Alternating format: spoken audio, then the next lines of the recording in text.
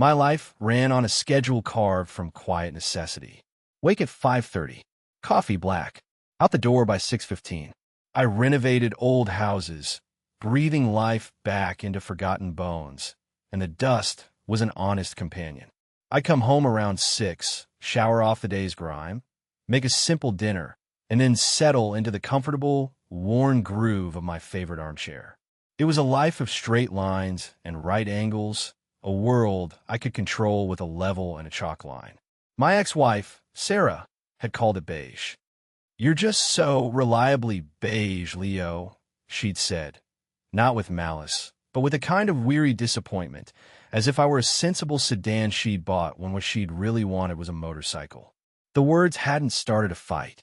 They'd simply hung in the air of our meticulously clean, minimalist living room, a final, quiet diagnosis of a marriage that had flatlined months earlier. We'd been a sensible couple. We never fought. We never raised our voices.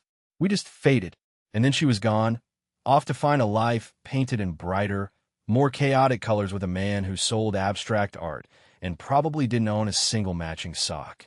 I was left with the beige, the quiet, and a profound sense of being fundamentally uninteresting. I didn't disagree with her assessment. I was 34, divorced, and my most thrilling weekly activity was washing my car. It was a vintage Ford, a deep, glossy black that drank the California sun. It was the one impractical thing I owned, a relic from a version of myself I barely remembered.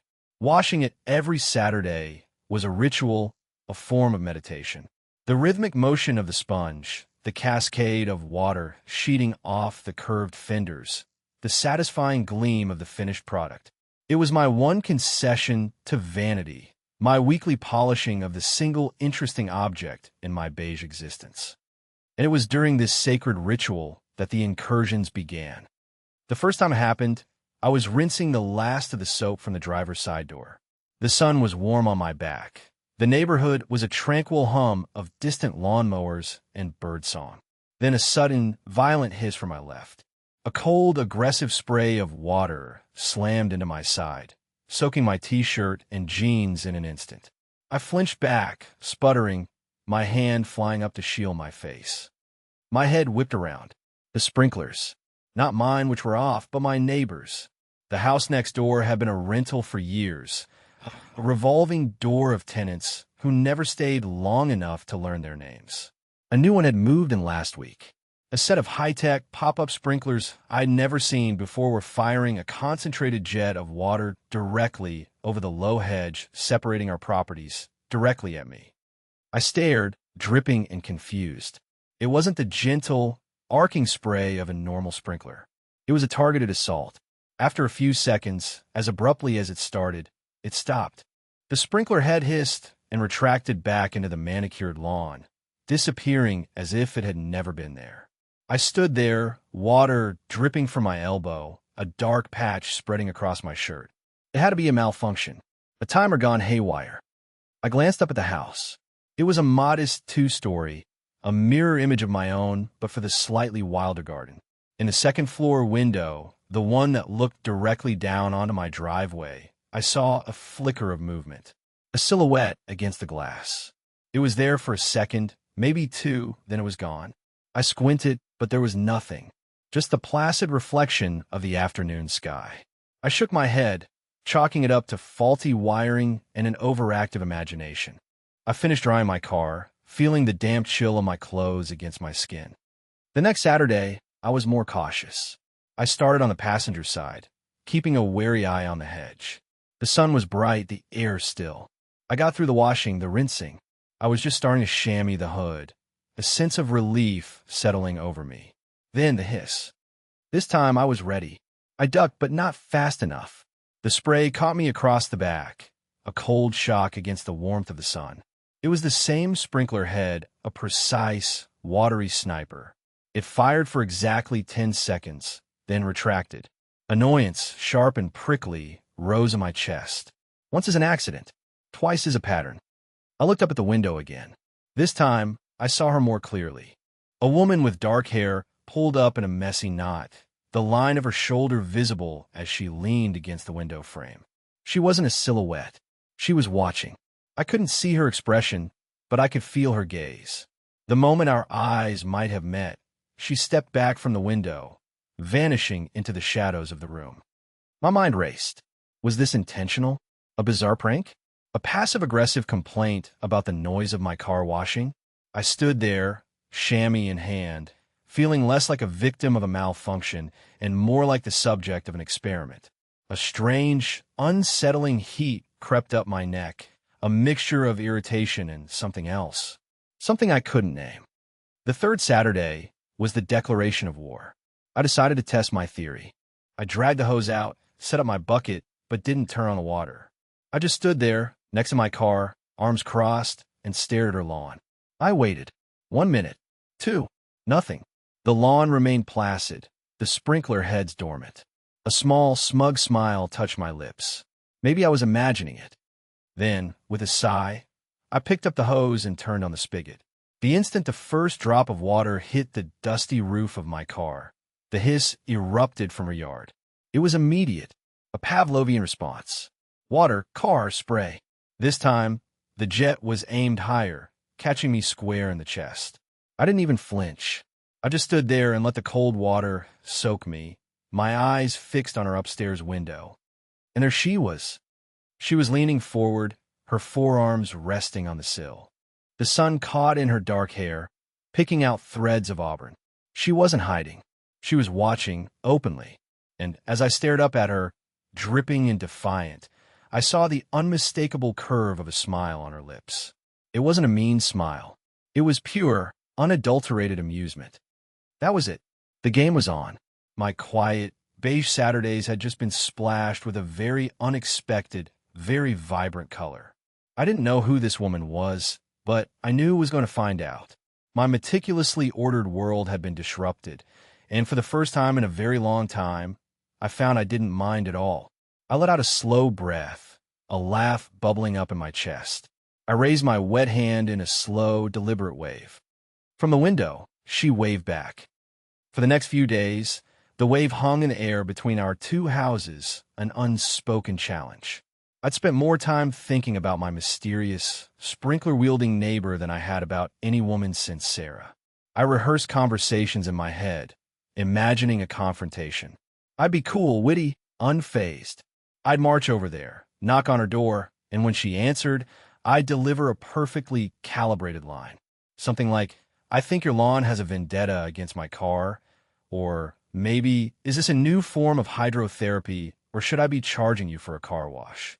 In reality, I spent 3 days doing nothing but recalking the grout in my shower with obsessive precision. It was easier to face crumbling mortar than a woman who found my weekend routine a source of entertainment. My courage was a fickle thing, bold in the abstract, timid in practice. Sarah had called that being cautious. I was beginning to think it was just plain cowardice. Friday evening, I was on my porch, nursing a beer and watching the sky bleed from orange to purple when she emerged from her front door. She was wrestling with a large, flat-packed cardboard box, trying to maneuver it through the doorway without taking out the frame. She was wearing paint-splattered jeans and a gray t-shirt that had seen better days. Her hair was down, a chaotic cascade of dark waves that fell into her eyes as she grunted with effort. This was it. No more rehearsals. I stood up, the legs of my chair scraping against the concrete. The sound made her look up. She froze for a second, the box balanced precariously on her hip. A slow smile spread across her face, the same one from the window. It was even more devastating up close. Having trouble, I called out, my voice sounding unnaturally loud in the quiet evening. Nothing I can't handle, she grunted, giving the box another futile shove. It didn't budge. This is just a spatial reasoning puzzle. And I'm winning. The box tilted dangerously, and she let out a little yelp as she struggled to regain control. I was already walking across my lawn before I'd consciously decided to move. The grass was cool and damp under my feet.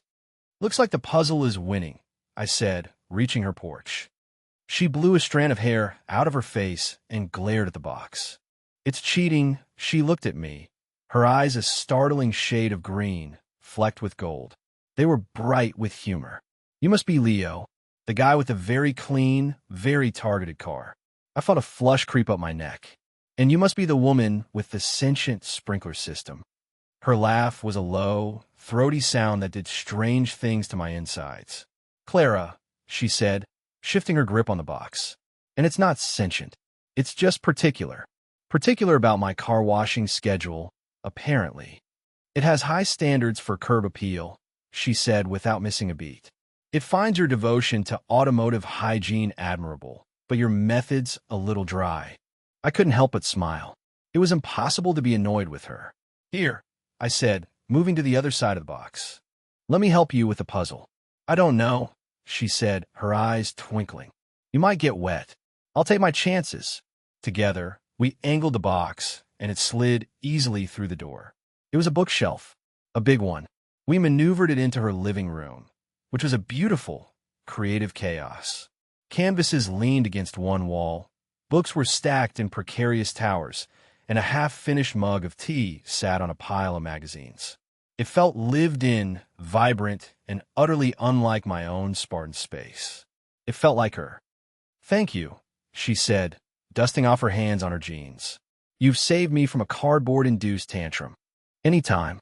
Though, you could have just asked for help instead of resorting to aquatic terrorism. She leaned against the wall, crossing her arms. The posture was casual, but her gaze was direct. Where would the fun be in that? Besides, I wanted to see what you'd do. And what did I do? You waved, she said simply. After the third drenching, you stood there like a drowned rat and you waved. I found that interesting. I wasn't sure how to respond to that. It felt like a test I hadn't known I was taking and had somehow passed. I was expressing my displeasure in a calm, neighborly fashion. It looked more like you were accepting a duel, she countered. She pushed off the wall and walked toward her small kitchen. Can I offer you a ceasefire in the form of a beer? As thanks for your help with the bookshelf and your sportsmanship on the battlefield. A ceasefire sounds good, I said, following her. But I reserve the right to redeclare war if my car gets soaked tomorrow. She pulled 2 bottles from the fridge, twisting the caps off with an opener that was shaped like a flamingo. Fair enough. She handed me a bottle. Our fingers brushed. A small, static spark that felt disproportionately significant. So Leo the car washer. What do you do when you're not buffing your fenders to a mirror shine? I fix old houses, I told her. Bring them back from the brink. Her eyebrows went up. A restorer of forgotten things. I like that. She took a sip of her beer, her eyes studying me over the rim of the bottle. I'm a graphic designer. I make things pretty on a computer screen. Your house doesn't look like it was designed on a computer, I observed. No, she agreed, a fond look on her face as she surveyed the clutter. This is all analog chaos. My rebellion against pixels and vectors. We talked for an hour, maybe more.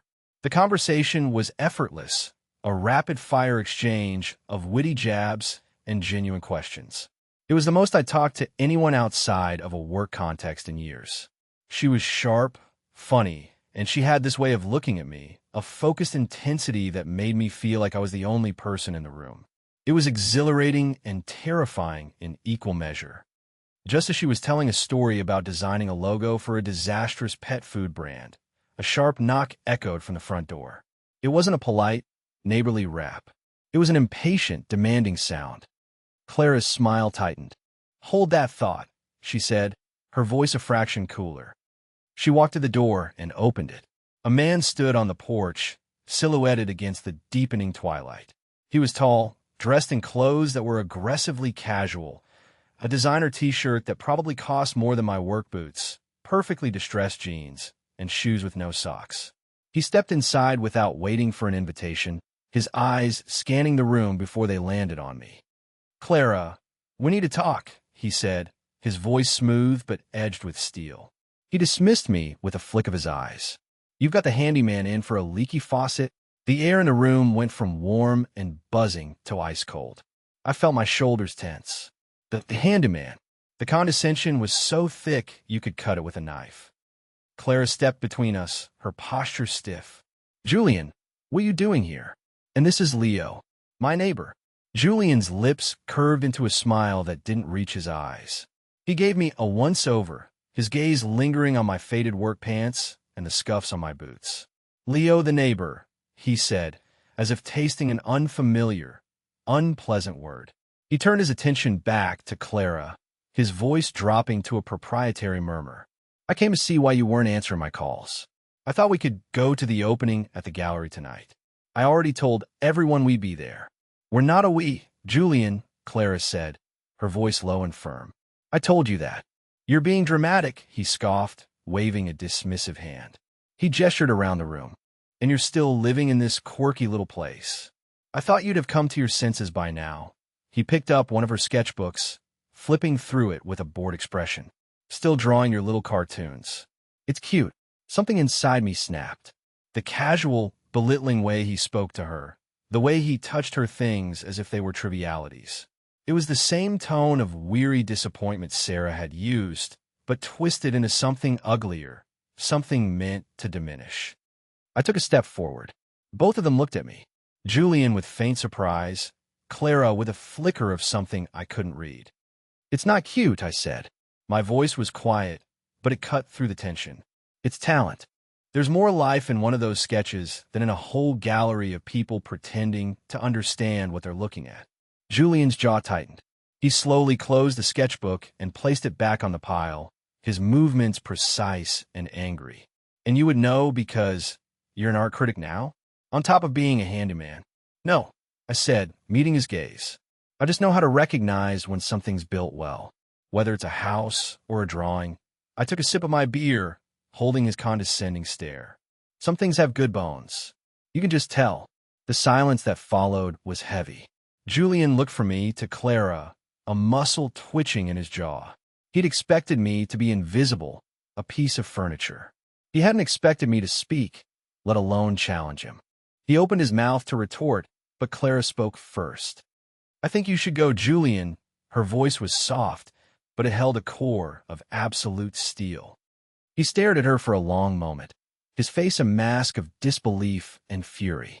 He gave me one last, withering look, then turned on his heel and stalked out, slamming the door behind him.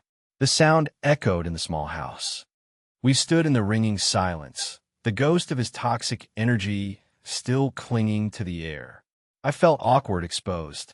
This was her fight, her ex. I was just the neighbor who'd gotten soaked a few times. "I'm sorry," I said, turning to her. "I shouldn't have." "Don't you dare apologize," she cut me off. She was looking at me, really looking at me, with that same intense focus as before, but it was different now. It was deeper. "Thank you." "For what?" Stating the obvious. She took a step closer, her green eyes searching my face.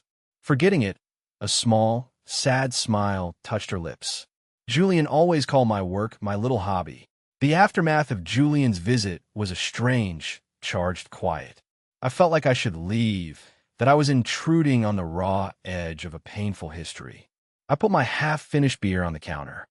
"I should probably," I started, gesturing vaguely toward the door. "Stay," she said. It wasn't a question. "Please." So I stayed. She didn't say anything else for a minute. She just walked over to the window that overlooked our yards and stared out into the twilight. I watched the straight, proud line of her back, the tension in her shoulders. The vibrant, witty woman from moments before had been replaced by someone more shadowed, more vulnerable. Finally, she spoke, her voice quiet. "I'm sorry about that. He doesn't usually show up."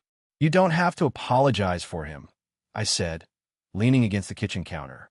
"He seems like the kind of guy who generates his own apology-worthy moments." A small, watery laugh escaped her. She turned from the window, leaning her back against the sill. "That's a polite way of putting it. He's possessive. He thinks my life is a project he left unfinished. And your house is quirky, and your art is cute," I added, unable to keep the edge out of my voice. She met my eyes, and I saw a flicker of the earlier spark return. "Exactly. Everything I am is a rough draft that he was meant to edit into a final, polished version approved by him." We stood there in the comfortable silence for a moment, the shared understanding a bridge between us. The memory of my own past echoed in her words. Sarah hadn't been malicious like Julian, but the sentiment was a cousin to it. The idea that I was a starting point, not a destination. Someone to be improved upon, or, in my case, colored in. Clara pushed off the windowsill and walked towards me, stopping just a few feet away. The energy in the room shifted again, the ghost of Julian fading, replaced by a palpable awareness of just us. You know, she said, her voice soft and serious now.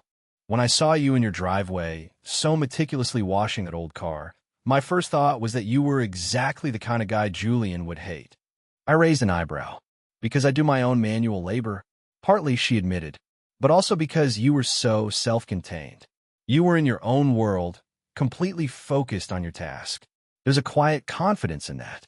It's the opposite of him. He needs an audience. I processed that. Self-contained. Quiet confidence. No one had ever described me that way. Dependable, yes. Responsible, sure. Beige, definitely. But not confident. She took another small step closer. The space between us hummed. Then, when you stood up to him, it wasn't loud or aggressive. It was just a statement of fact. Some things have good bones, that's what you said. I nodded, my throat suddenly dry. Yeah. Most people just see the peeling paint, she continued, her gaze unwavering. They don't bother to look at the structure underneath. They don't see the potential, or the history, or the strength that's already there. She paused, her green eyes seeming to look right through the careful walls I'd built around myself. You see the bones, Leo.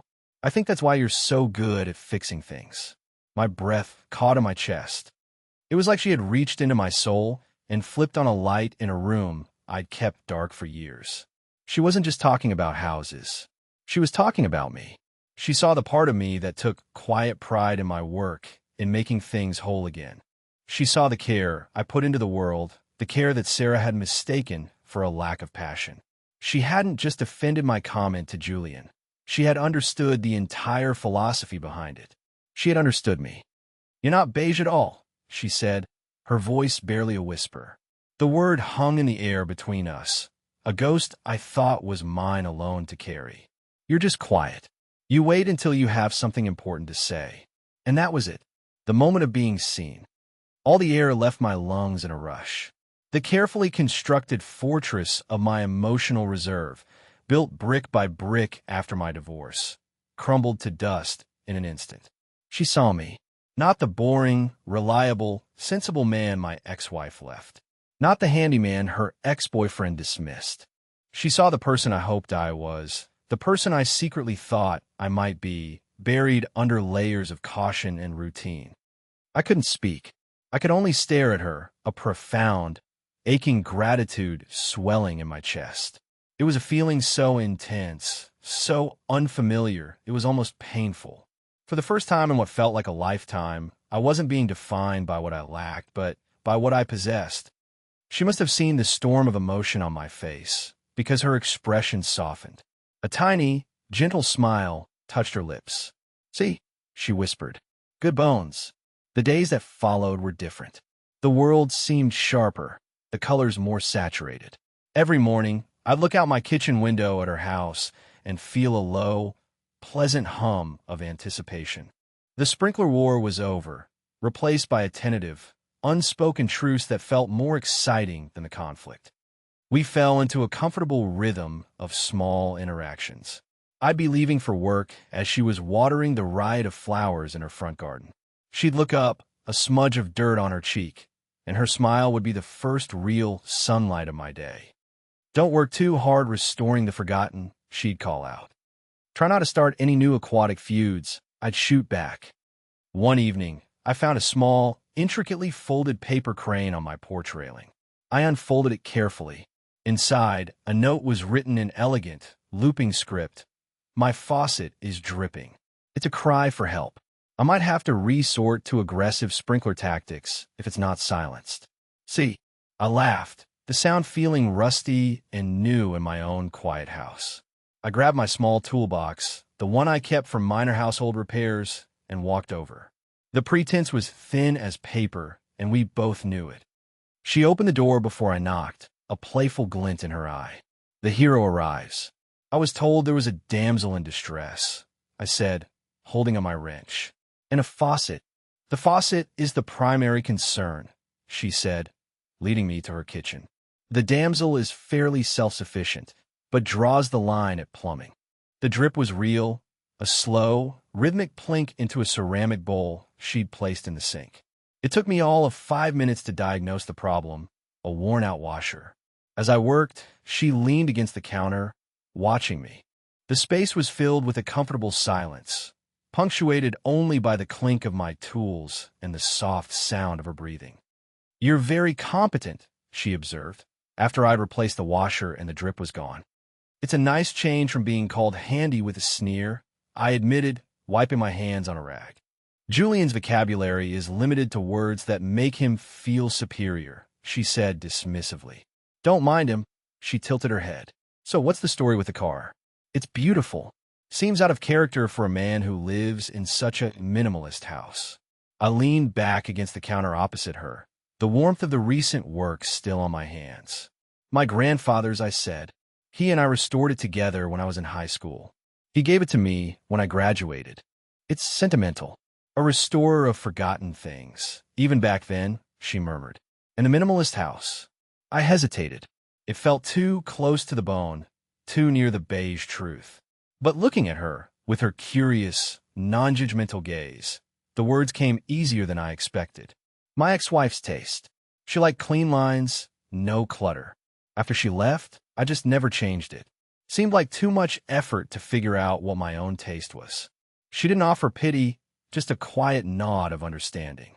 It takes a while to find your own colors after you've been painting with someone else's. The conversation deepened, flowing from cars and houses to books and bad movies and dreams. I learned that she'd moved here from the city to escape the noise, both literal and figurative. Julian was part of that noise.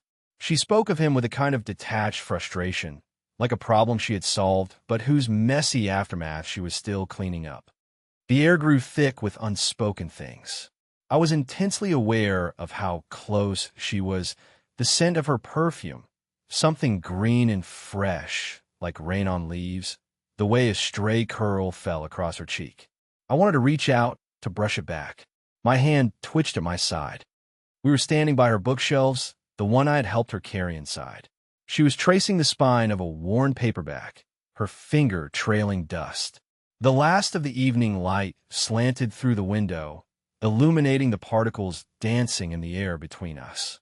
It felt like a sacred space, a bubble of pure potential. My gaze dropped to her lips. She looked up, and her breath hitched, her fingers stilling on the book. This was it, the moment. The air crackled.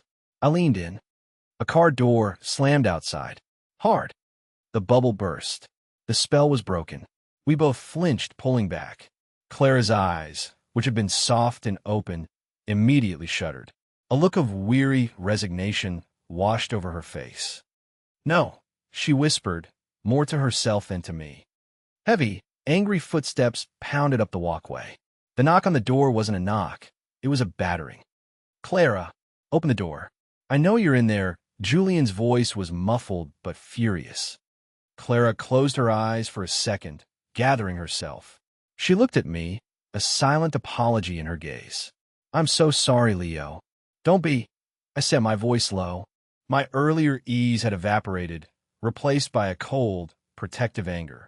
The timing was too perfect, too destructive. It felt like a deliberate act of sabotage.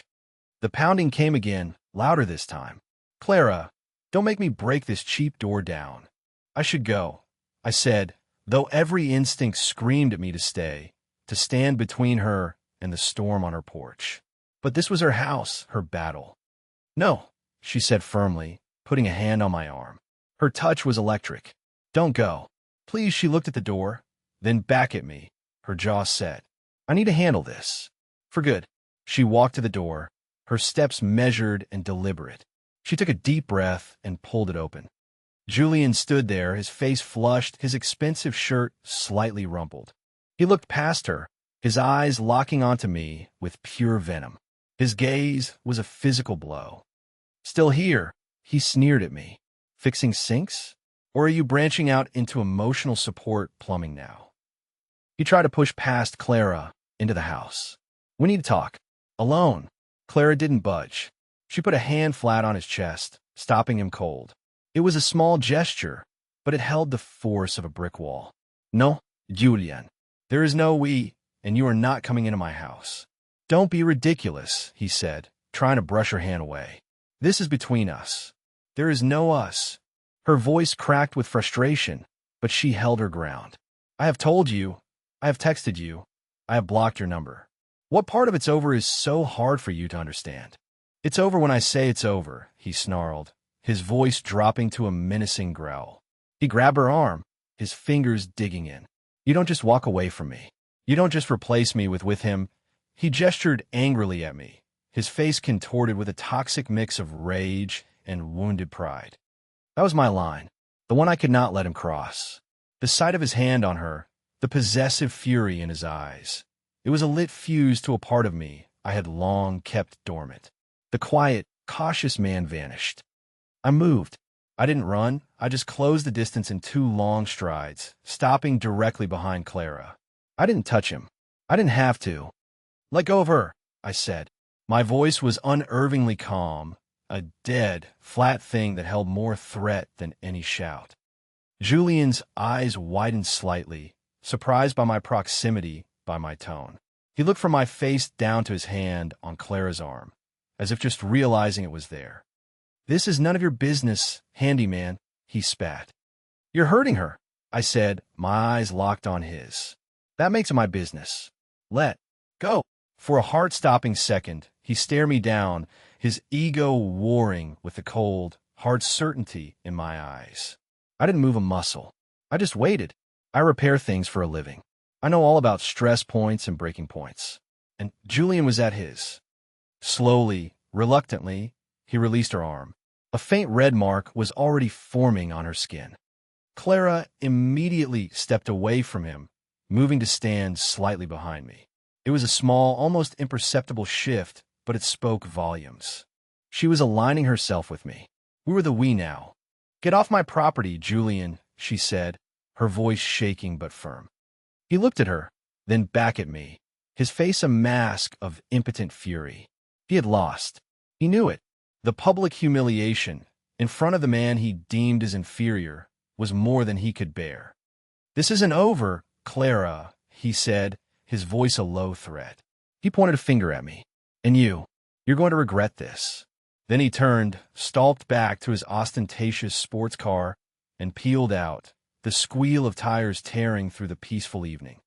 The silence he left behind was vast and echoing. The romantic, charged atmosphere from before felt like a distant memory from another lifetime. Now, the air was thick with the ugly residue of the confrontation.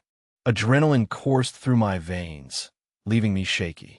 Clara let out a long, shuddering breath. I turned to her.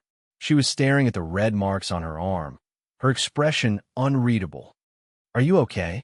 I asked, my voice softer now. She looked up at me, her green eyes wide and shimmering with unshed tears.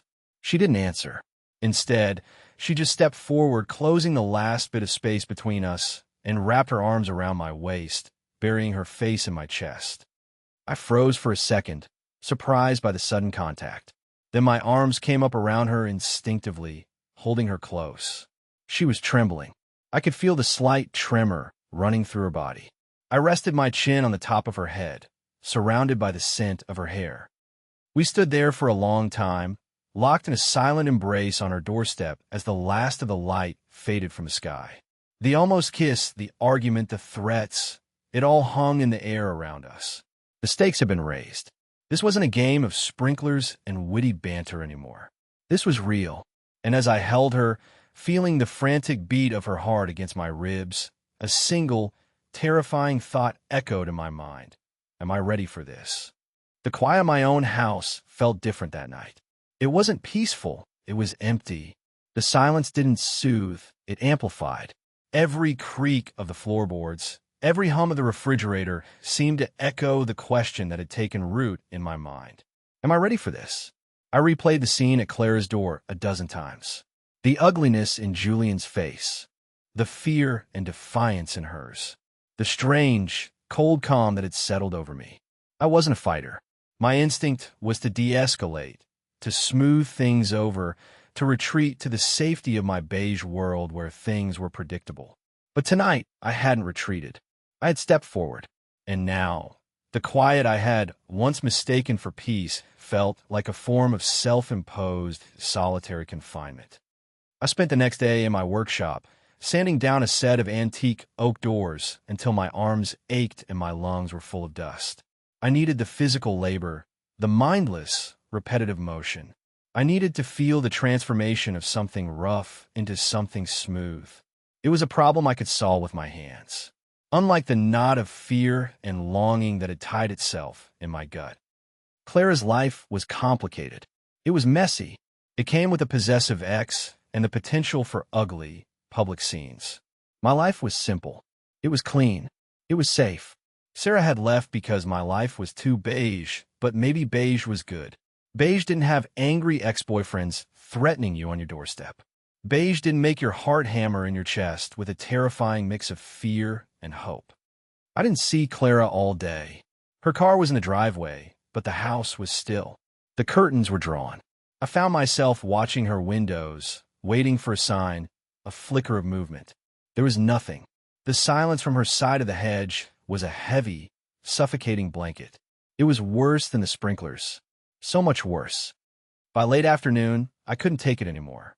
The sanding, the dust, the circular logic of my own fear, it was all just avoidance. I needed to do something, so I fell back on the only ritual that had ever brought me a sense of clarity. I washed my car. I dragged the hose out, the familiar weight a small comfort. I filled the bucket, the sloshing of the soapy water a familiar sound. I started on the hood, my movements automatic. Vinch, rins. The sun was starting to set, casting long shadows across the driveway. The neighborhood was quiet, and, most unnervingly, her sprinklers remained silent. The absence of the expected spray was a statement in itself. The game was over. The truce was broken. We were back to being strangers, separated by a hedge and a world of unspoken things.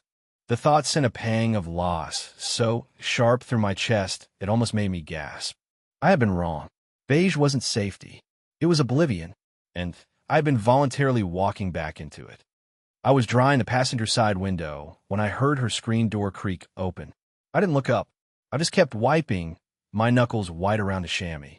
I heard the soft crunch of her footsteps on the grass as she walked to the edge of her lawn, stopping at the low hedge. "You missed a spot," she said. Her voice was quiet, a little rough around the edges, but it was the most beautiful sound I had ever heard. I stopped wiping, but still didn't turn. I rested my forehead against the cool glass of the car window, my eyes closed. Yeah, I know. We stood in silence for a long minute. I could feel her watching me. Finally, I straightened up and turned to face her. She was wearing an oversized sweater that swallowed her small frame. Her hair was loose, and her face was pale. There were faint, dark circles under her eyes. "Are you hiding from me, Leo?" she asked, her voice soft. "No," I said, my own voice tight. "I was thinking." "Thinking about what?" she pressed gently. "My psycho ex-boyfriend? The potential for future dramatic encounters on my porch." I looked down at the damp rag in my hands. "Something like that." She let out a soft, humorless laugh. "I get it. It's a lot. I wouldn't blame you if you wanted to build a higher fence between our houses." I looked up at her then, really looked at her, at the vulnerability in her eyes, the defensive set of her jaw. She was expecting me to retreat. She was offering me an out. The sensible, cautious part of me, the part that had been screaming at me for the last 24 hours, was telling me to take it. To nod, give a polite, distant smile, and go back to my quiet, empty house. But then I thought about the way her laugh sounded when she was genuinely amused, the way her eyes lit up when she talked about her work, the feeling of her hand on my arm, the astonishing, breathtaking moment when she'd looked at me and seen something no one else ever had. Good bones. The fear was still there, a cold knot in my stomach.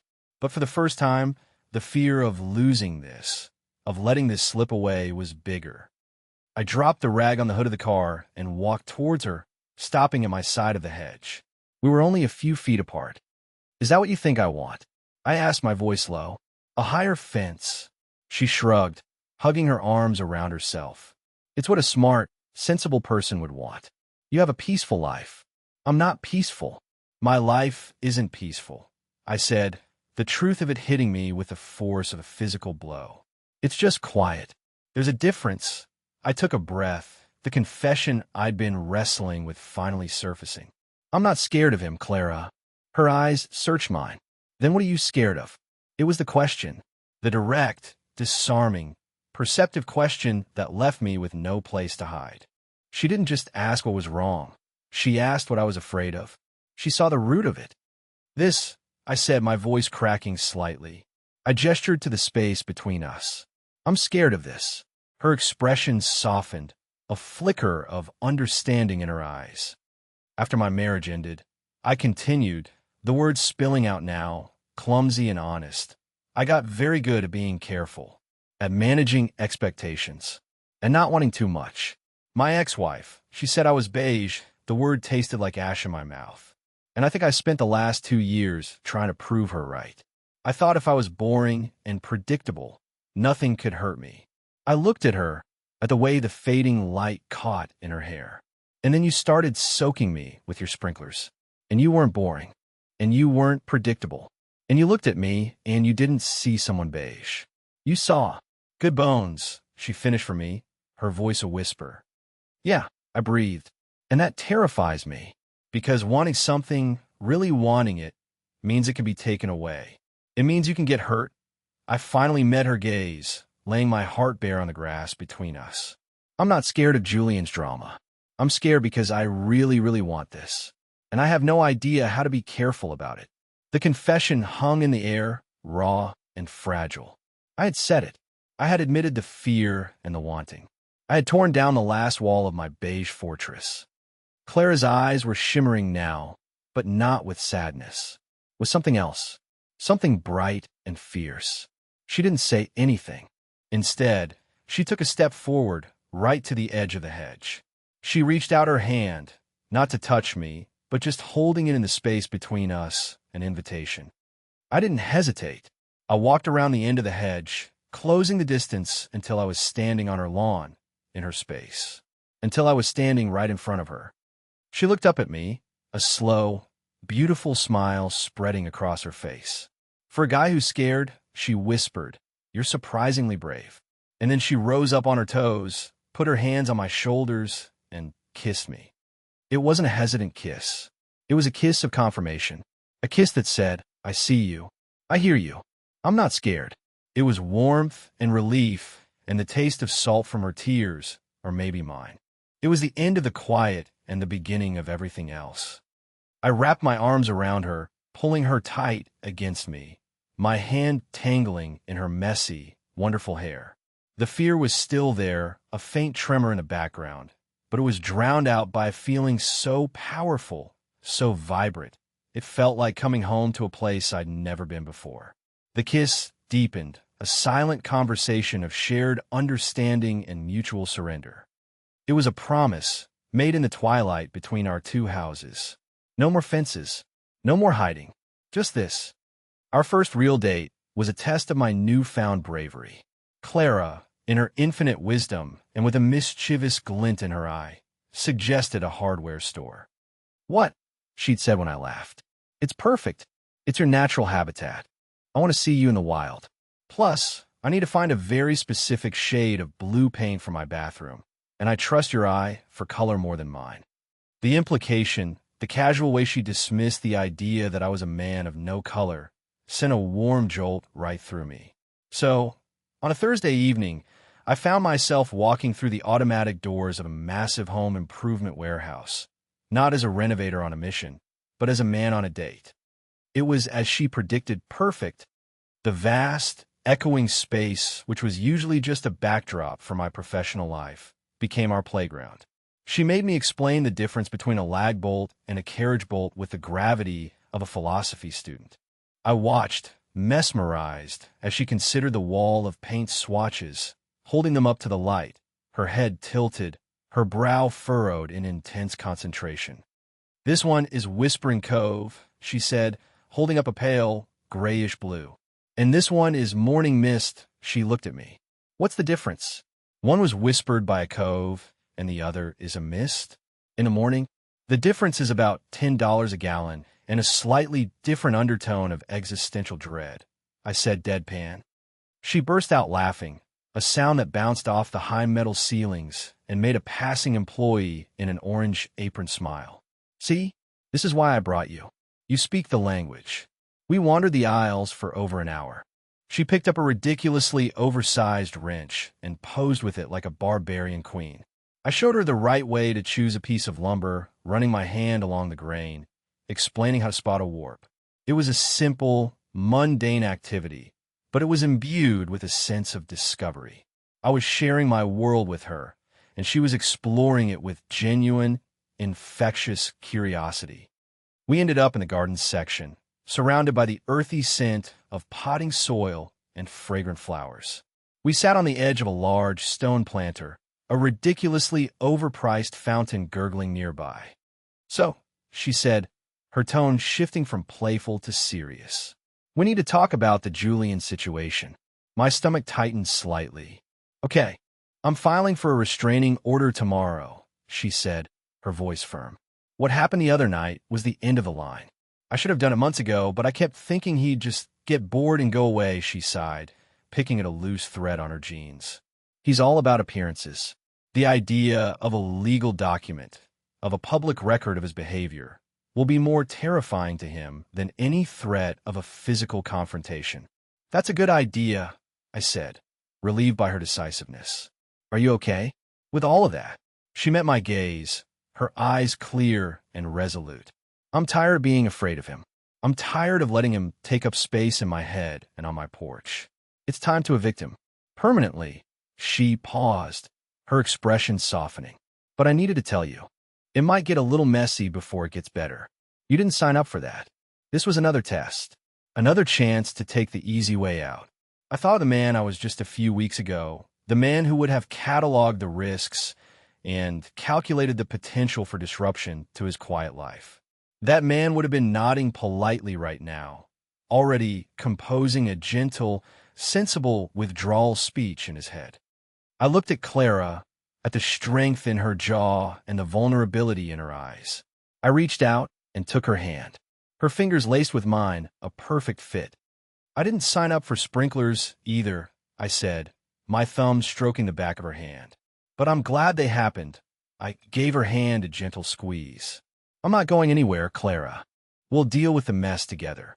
A slow, grateful smile spread across her face. Okay, she whispered. Together. Later, sitting in my truck in the parking lot, the cab filled with the smell of paint samples and the faint scent of her perfume, she turned to me. Now you, she said. Your turn. My turn for what? The ex-wife, she said simply. Sarah, the one who liked clean lines and the color beige. I leaned my head back against the headrest, staring out at the fluorescent glow of the store. I hadn't talked about Sarah with anyone, not really. It was a quiet failure I had packed away neatly, like winter clothes in a storage box. But with Clara, it felt different. It felt safe. It wasn't a dramatic ending. I began, the words coming slowly. There was no shouting, no big betrayal. We just stopped fitting. Or maybe I stopped fitting her idea of what a life should be. She wanted excitement, spontaneity, art gallery openings. And men who wear shoes without socks, Clara added, a hint of humor in her voice. I chuckled, the tension easing. Yeah, probably. I was the guy who balanced the checkbook and remembered to take the recycling out. I was the foundation, but she wanted to live in the penthouse. I think in the end, she saw my reliability not as a strength, but as a lack of passion, a lack of color. So she called you beige. Reliably beige. I corrected automatically. The adverb is what really sells it. Clara was quiet for a moment. I risked a glance at her. She wasn't looking at me with pity. She was looking at me with an intense, focused anger. She was wrong, Clara said, her voice fierce. And an idiot. Reliability, dependability, that's not beige, Leo. That's the framework. That's the part that keeps the whole damn house from falling down during a storm. People who don't appreciate a good foundation don't deserve to live in the house. I stared at her, my throat thick with emotion. She had taken my biggest insecurity, the quiet shame I had carried for years, and reframed it not as a flaw, but as a strength. She was defending my very nature, the core of who I was. "I like your foundation," she said softly, her hand still holding mine. "I feel safe here." I brought her hand to my lips and kissed her knuckles. "Good," I whispered, "because I'm not planning on going anywhere." In the weeks that followed, our two separate lives began to slowly, beautifully merge. The change wasn't in grand gestures, but in 1,000 tiny, domestic moments that felt more significant than any dramatic declaration. It started with a coffee mug, a heavy, ceramic one she'd made herself, glazed in an imperfect but beautiful shade of sea green. I came home from work one day to find it sitting by my coffee maker. There was no note. It was just there, a silent claim. The next morning, I used it, and the coffee tasted better. A few days later, she was on her porch, sketching in the afternoon light when I got home. "My laptop just died," she called out as I walked up my path. "The charger is fried, and I have a deadline that's going to kill me. I have a universal one you can borrow," I offered without hesitation. I came back out with the charger and an extension cord. We ended up running the cord from my living room, out the window, and across the lawn to her porch. A literal, tangible connection between our two homes. She worked on her porch for hours, and I sat on mine, reading a book. We didn't talk much, but the silence was companionable, a shared space. It felt like we were already living together, just in two separate buildings. Her things began to appear in my house, like little colorful flags colonizing my beige territory. A sketchbook left on my coffee table. A brightly colored throw blanket draped over the arm of my sensible gray sofa. My house, which had once felt so stark and empty, started to feel warmer. It started to feel like a home. In return, my tools began to migrate to her house. I fixed a loose step on her porch, rehung a cabinet door that had been crooked since she moved in, and spent a whole Saturday helping her assemble the massive bookshelf we had first wrestled with. We worked side by side, a comfortable, efficient team. The easy rhythm we found in the task, the shared smiles over a particularly stubborn screw, the casual brush of our hands as we reached for the same tool. It was an intimacy that went deeper than words. One Saturday, I was washing my car. It had become our ritual now. She'd bring out 2 glasses of iced tea and sit on her porch steps to watch. The sprinklers remained blessedly silent. "You know," she said, as I was polishing the chrome bumper, "this is nice and all, but I kind of miss the drama." I looked up, squinting at her in the sun. "You miss getting me soaked." "I miss the element of surprise," she clarified with a grin. "The thrill of the hunt." I put down my cloth, a slow smile spreading across my face. I picked up the hose, which was still running, a gentle stream of water pooling at my feet.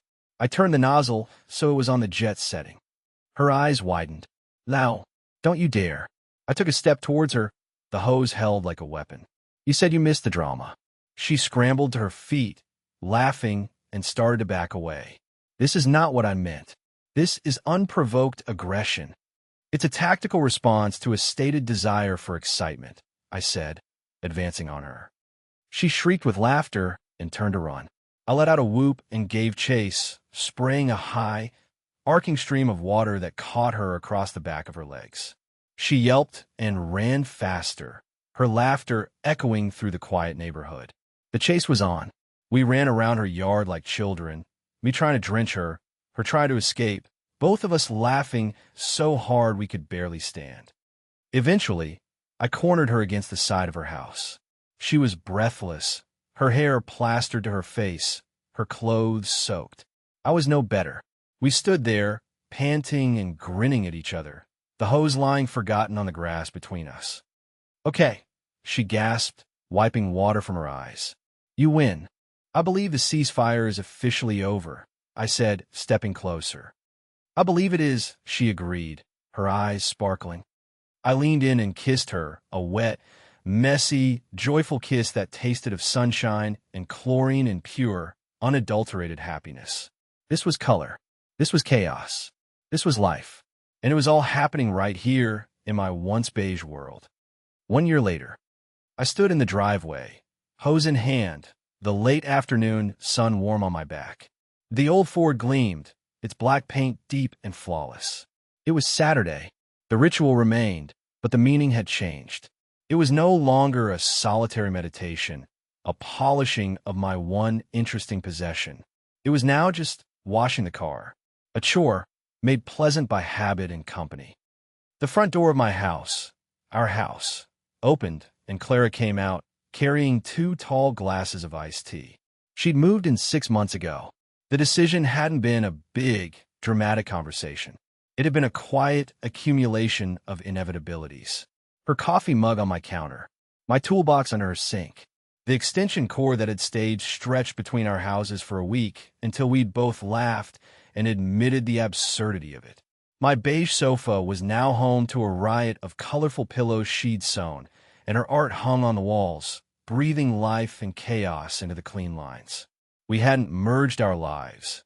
Our lives had simply grown together, like 2 trees whose roots had become inextricably entangled. She walked over, her bare feet silent on the warm pavement. She was wearing a pair of my old, paint-splattered shorts and one of my T-shirts, which hung off her small frame. On her, it looked like high fashion. "Your chariot awaits its final buffing, my lord," she said, handing me a glass. The ice clinked. "It's a delicate process. It can't be rushed," I said gravely, taking a long drink of the cold, sweet tea. She leaned against the car, watching me. Her presence was a comfortable, familiar warmth. The quiet between us was no longer empty. It was full of shared jokes, unspoken understanding, and the easy rhythm of a life lived in tandem. Julian was a distant memory, a footnote in a chapter that was long over. The restraining order had worked its magic. Faced with a public and official consequence, his blustering rage had deflated like a cheap balloon. We hadn't heard from him since. "You know," she said, tapping a finger against her chin thoughtfully, "I was just thinking. The lawn is looking a little dry." A slow smile spread across my face. I looked over at the sprinkler heads, nestled innocently in the green grass. My sprinkler heads. I'd installed a new, high-tech system a few months back, one that could be controlled from an app on my phone. "Is it now?" I asked, pulling my phone from my pocket. Her eyes widened in mock horror. "Now, you wouldn't. You're the one who said the lawn looks dry," I said, my thumb hovering over the screen. "I'm just a concerned homeowner promoting healthy turf." "This is an abuse of technology," she cried, already backing away, a laugh bubbling in her voice. "I call it innovation," I countered, and I tapped the screen. The sprinklers hissed to life, not with a targeted, aggressive jet, but with a wide, gentle spray that created a shimmering curtain of water in the golden light. Clara let out a playful shriek and ran through the spray, her arms outstretched, spinning in a circle. The water caught in her dark hair, creating a halo of 1,000,000 tiny diamonds. I stood there, my phone in one hand, my iced tea in the other, and just watched her. I watched her laugh, her face tilted up to the sky as she danced in the water in our front yard. The sight filled me with a profound, quiet joy that was so immense it felt like it might crack my ribs. This was my life, this vibrant, laughing, chaotic, beautiful woman dancing in my sprinklers. She stopped spinning and looked at me, her eyes shining, a question in them. I put my phone and my glass down on the hood of the car and walked towards her, right into the spray. The water was cool against my skin. I stopped in front of her, reaching out to tuck a wet strand of hair behind her ear. "What are you thinking about?" she asked, her voice soft above the hiss of the water. I smiled, a real, unreserved smile that reached all the way to my soul. I thought of Sarah, of the quiet house, of the man who thought his whole world was painted in shades of beige. He seemed like a stranger to me now, a man from a black and white photograph. Clara had taken my grayscale world and flooded it with impossible, brilliant color. "I was just thinking," I said, my voice thick with an emotion too big for a single word. I leaned down and kissed her a long, slow kiss in the middle of our self-made summer rain. She was wrong. What would you have done if you were in my shoes? Would you have confronted your neighbor after the first time? Or would you have let it go, assuming it was an accident? It's funny how a small annoyance can sometimes be the start of something incredible. Have you ever had a moment like that, where a strange situation with a neighbor turned into something more? Tell me your story in the comments. I'd love to read about the unexpected ways people connect. If you like this one, leave a like, subscribe, and I'll see you in the next.